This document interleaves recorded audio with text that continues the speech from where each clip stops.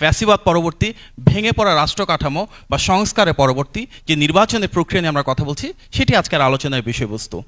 আমাদের যে কমন একটা গ্রাউন্ড, যেটি আমাদের ঐক্যমত্য, সেটা হচ্ছে গণতান্ত্রিক মূল্যবোধের জায়গা থেকে।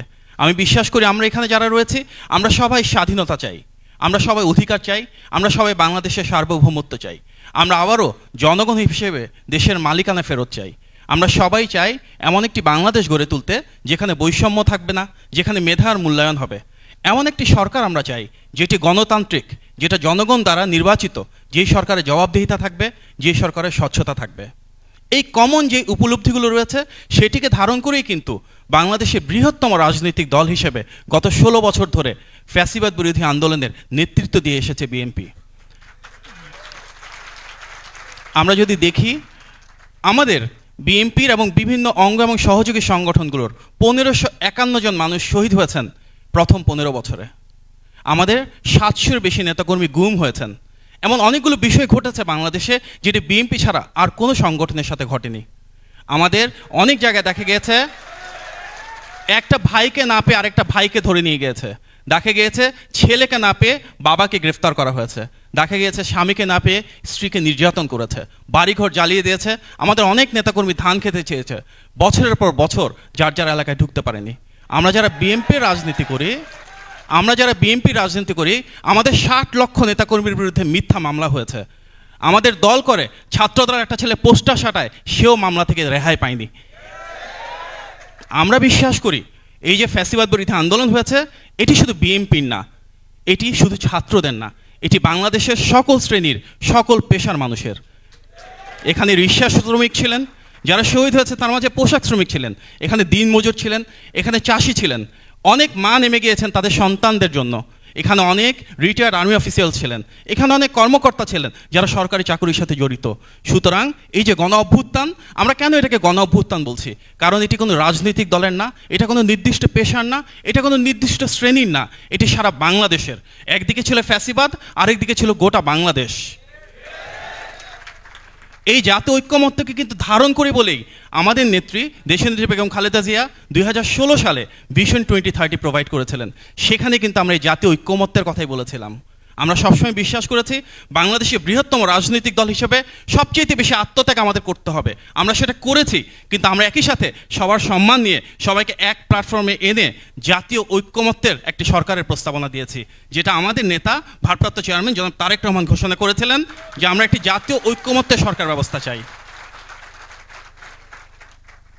আমরা দেখেছি কি যুগপৎ আন্দোলনে সামিল গণতন্ত্রের পক্ষের প্রতিটি শক্তি এক হয়ে আমরা শুধু রাজপথে আন্দোলন করিনি, আমরা ভিশন 2030-র উপর বেস করে প্রাথমিকভাবে 27 দফা এবং পরবর্তীতে রাষ্ট্র কাঠামো মেরামতের জন্য 31 দফা প্রোভাইড করেছি। তার মানে কি, এই যে আজকে ঐক্যমত্যের কথা বলা হচ্ছে, এই ঐক্যমত্য নিয়ে আমরা 2016 সাল থেকে কাজ করছি। যে গণ অভ্যুত্থান হয়েছে, সেই গণ অভ্যুত্থানেও কিন্তু প্রথম দিন আমরা যদি দেখি ধারাবাহিকভাবে বিচার বিভাগের যে একটা বিতর্কিত রায় ছিল, সেদিনই কিন্তু আমাদের ভারপ্রাপ্ত চেয়ারম্যান জুন মাসে একটা বক্তব্য রেখেছিলেন, সেখানে তিনি এই রায়কে প্রত্যাখ্যান করেছিলেন। প্রথম যেদিন আমাদের আবু সাঈদ মারা গেলেন, ঠিক একই দিন কিন্তু চট্টগ্রামে ছাত্রদলের ওয়াসিম আকরাম মেরে গিয়েছিল। সেই শহীদের আমাদের ওয়াসিম আকরাম শহীদ হয়েছে, কিন্তু সেটাকে আমরা গ্লোরিফাই করিনি, কারণ আমরা এটিকে কোনো রাজনৈতিক রং দিতে চাইনি, আমরা এটিকে গণ অভ্যুত্থান হিসেবে রাখতে চেয়েছি। এই যে ছাত্র আন্দোলন হয়েছে, যেখানে সকল রাজনৈতিক দল ছিল, সকল শ্রেণী পেশার মানুষ ছিল, সেখানে আমরা দেখেছি যে 422 জন মানুষ যারা বিএনপি রাজনীতির সাথে জড়িত, সবচেয়ে বেশি একটি প্রতিষ্ঠান হিসেবে। আমরা বলছি অনেক ছাত্র মারা গিয়েছে, প্রত্যেকটা ছাত্রের জীবনে যে অসম মূল্য, কোনোভাবে সেটা আমরা পরিশোধ করতে পারবো না, কিন্তু যদি সাংগঠনিকভাবে দেখি, সবচেয়ে বেশি ছাত্র কিন্তু আমাদের ছাত্র দলের, যেখানে 140 জনের বেশি শহীদ হয়েছেন। আমরা বলি বৈষম্যহীন একটা বাংলাদেশ আমরা চাই। সেই বৈষম্যহীন বাংলাদেশে প্রত্যেকের যে ত্যাগ, যে তিতিক্ষা, যে সংগ্রাম, শহীদের যে আত্মাহুতি, আমরা তার সবার মূল্যায়ন চাই। যতক্ষণ পর্যন্ত আমরা একজন শ্রমিকের জীবনের মূল্যায়ন দিতে পারবো না, যতক্ষণ পর্যন্ত আমরা যে ছিন্নমূল মানুষটাই গণ অভ্যুত্থানে মারা গিয়েছেন ওনাদের ত্যাগের মূল্যায়ন দিতে পারবো না, ততক্ষণ পর্যন্ত আমরা বৈষম্যহীন বাংলাদেশ গড়ে তুলতে পারবো না। দুঃখজনক হলেও সত্য, গত 5 মাসে আমরা শহীদদের একটা তালিকা এখন পর্যন্ত পাইনি, যেটা হওয়া খুব জরুরি ছিল। আমরা আমাদের দল থেকে সীমিত পরিসরে শহীদদের পাশে দাঁড়াচ্ছি, যারা আহত তাদের পাশে দাঁড়াচ্ছি, ওনাদেরকে সহায়তা করার চেষ্টা করে যাচ্ছি। কিন্তু সরকার একটা অনেক বড় রাষ্ট্রযন্ত্র, আমাদের প্রত্যাশা থাকবে ওনারা শহীদদের তালিকা তৈরি করবেন, আহতদের তালিকা তৈরি করবেন, প্রত্যেকটি পরিবারের পাশে রাষ্ট্রীয়ভাবে দাঁড়াবেন। আমাদের দ্বিতীয় যে বিষয় আজকের, সেটি হচ্ছে ঐক্যের পাশাপাশি সেটা কি সংস্কার।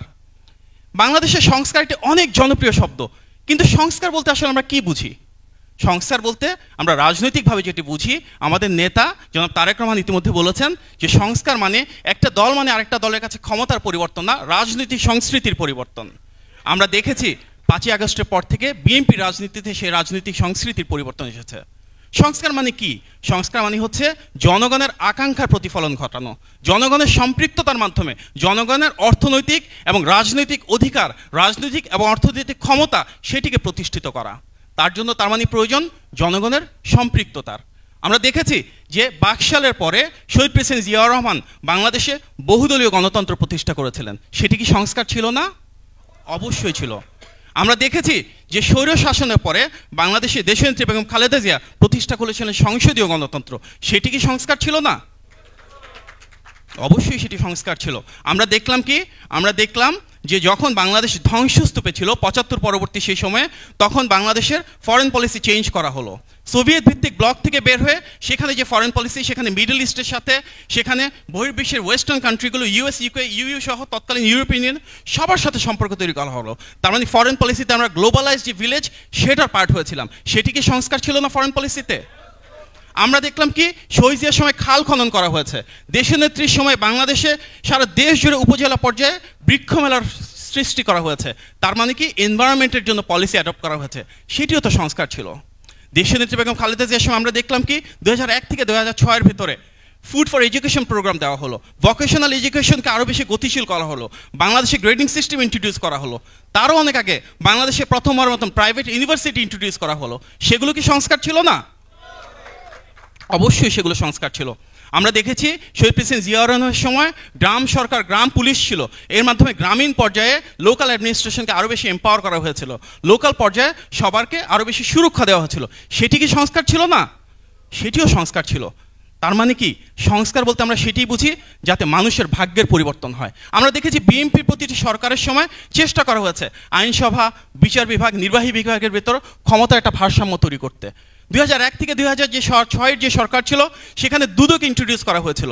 সেই দুদককে কোনোভাবেই সরকার বা রাষ্ট্রযন্ত্র নিয়ন্ত্রণ করেনি। সেই দুদক স্বাধীনভাবে বাংলাদেশের যে কোনো নাগরিকের বিরুদ্ধে দুর্নীতির ব্যাপারে তদন্ত করতে পারো, সেটাও তো সংস্কার ছিল। তার মানে সংস্কার এমন একটা জিনিস যার জন্য কোনো বিশেষ প্রক্রিয়ার প্রয়োজন না। যে একটা জিনিস সংস্কারের বাধ্যতামূলক রিকোয়ারমেন্ট, সেটা হচ্ছে জনগণের সম্পৃক্ততা প্রয়োজন। সেই সংস্কারে জনগণের আকাঙ্ক্ষার প্রতিফলন ঘটাতে হবে। সেটি আমরা কিভাবে বুঝবো? সেটি আমরা বুঝবো একটি নির্বাচনের মাধ্যমে। যেই নির্বাচনে যেই রাজনৈতিক দল যে সংস্কার করতে চান তারা প্রস্তাবনা আকারে সেটা দিবেন। যদি জনগণ বিশ্বাস করে একটি অবাধ, সুষ্ঠু এবং গ্রহণযোগ্য নির্বাচনে ওনাদের ভোটাধিকার প্রয়োগের মাধ্যমে সেই সংস্কারটুকু তারা করতে দিতে চান পরবর্তী নির্বাচিত সরকারকে, তাহলে তারা সেই দলকে ভোট দেবেন। পরবর্তীতে নির্বাচিত সেই সরকার এসে সংস্কার কাজটুকু গতিশীল অবস্থায় নিয়ে যাবে। সুতরাং সংস্কারের মৌলিক ভিত্তি একটি নির্বাচিত সরকার, যা জনগণের ম্যান্ডেট রয়েছে, যেই সরকার জনগণের কাছে দায়বদ্ধ, যেই সরকার স্বচ্ছভাবে নিশ্চিত করতে পারবে ওনাদের যে ম্যান্ডেট, সেই ম্যান্ডেটের আলোকে জনগণের আকাঙ্ক্ষার প্রতিফলন ঘটবে এবং যেখানে সকল শ্রেণী এবং পেশার মানুষের যে ইন্টারেস্ট, যে স্টেক, সেটা সুনিশ্চিত থাকবে। আমি একটু মনোযোগ আকর্ষণ করছি দৃষ্টি, আমাদের আরেকটা সেশন আছে, আমরা ওইটা একটু আমরা একদম শেষের দিকে চলে যাচ্ছি। সো আমাদের থার্ড যেটা, সেটা হচ্ছে কি যে সংস্কারের পরবর্তীতে নির্বাচন। আমরা নির্বাচনের জন্য ইতিমধ্যে বলেছি আমাদের যে অবস্থান, সেটা যে খুব দ্রুত গতিতে যতটুকু সংস্কার প্রয়োজন একটি অবাধ, সুষ্ঠু এবং গ্রহণযোগ্য নির্বাচন আয়োজনের জন্য, যেটি অন্তর্বর্তী সরকারের প্রধান দায়িত্ব, সেই সংস্কার কাজটুকু আমাদের শেষ করা প্রয়োজন। এর মাঝে রয়েছে বিচার বিভাগ, এর মাঝে রয়েছে জনপ্রশাসন, এর মাঝে রয়েছে আইন শৃঙ্খলা বাহিনী এবং এর মাঝে অবশ্যই রয়েছে নির্বাচন কমিশন। সো অসংখ্য সংস্কার প্রস্তাবনার ভেতরে এই যে 4টি বিষয়, যেটি অন্তর্বর্তী সরকারের প্রধান যে দায়িত্ব একটি নির্বাচন আয়োজন করবার সাথে সম্পৃক্ত, অতটুকু ওনাদের খুব দ্রুত গতিতে করা উচিত। এবং তার পাশাপাশি বাকি যে সংস্কার প্রস্তাবনা রয়েছে রেখেছে, সেটিতে অবশ্যই ওনারা কমিশনের মাধ্যমে প্রস্তাবনা আকারে রেখে দিতে পারেন। পরবর্তীতে একটা নির্বাচিত সরকার সেটিকে গতিশীলভাবে ইনশাল্লাহ কার্যকর করবেন। সুতরাং আমাদের প্রত্যাশা, আমরা যেমন 31 দফা নিয়ে বাংলাদেশের প্রতিটি জায়গায় যাচ্ছি, দেশের বৃহত্তম রাজনৈতিক দল হিসেবে আমরা আমাদের 31 দফাতে ইতিমধ্যে তুলে ধরেছি কিভাবে আমরা কর্মসংস্থানের ব্যবস্থা করব, কিভাবে রাষ্ট্র কাঠামোকে নতুনভাবে মেরামত করব, কিভাবে আমরা নারীর ক্ষমতায়ন করব, যুবকদের ক্ষমতায়ন করব, কিভাবে দ্রব্যমূল্য নিয়ন্ত্রণ করব, কিভাবে কৃষকের ভাগ্যের পরিবর্তন করব, এগুলো নিয়ে একটা ডিসকোর্স তৈরি করছি। এবং আমরা অন্যান্য রাজনৈতিক দল, অন্যান্য স্টেক হোল্ডারদের প্রতি আহ্বান জানাবো, উপর থেকে চাপিয়ে দেয়া, গুটি কয়েক মানুষের দিক থেকে চাপিয়ে দেওয়া কোনো পলিসি না, একটা বটম আপ অ্যাপ্রোচের মাধ্যমে, জনগণের সম্পৃক্ততার মাধ্যমে ভবিষ্যৎ বাংলাদেশে, গণতান্ত্রিক বাংলাদেশে আমরা কিভাবে সংস্কার কাজ পরিচালনা করব এবং তার আগে কিভাবে একটি অবাধ, সুষ্ঠু এবং গ্রহণযোগ্য নির্বাচন নিশ্চিত করব, সে অনুযায়ী এক হয়ে একটি জাতীয় ঐক্যমত্যের ভিত্তিতে আবারও সে বাংলাদেশে চলে আসা, যেখানে ফ্যাসিবাদ একদিকে আর আমরা যারা গণতন্ত্রকামী ব্যক্তি, প্রতিষ্ঠান এবং সংগঠন, আমরা সবাই একদিকে থাকবো, সেটাই সুনিশ্চিত করা।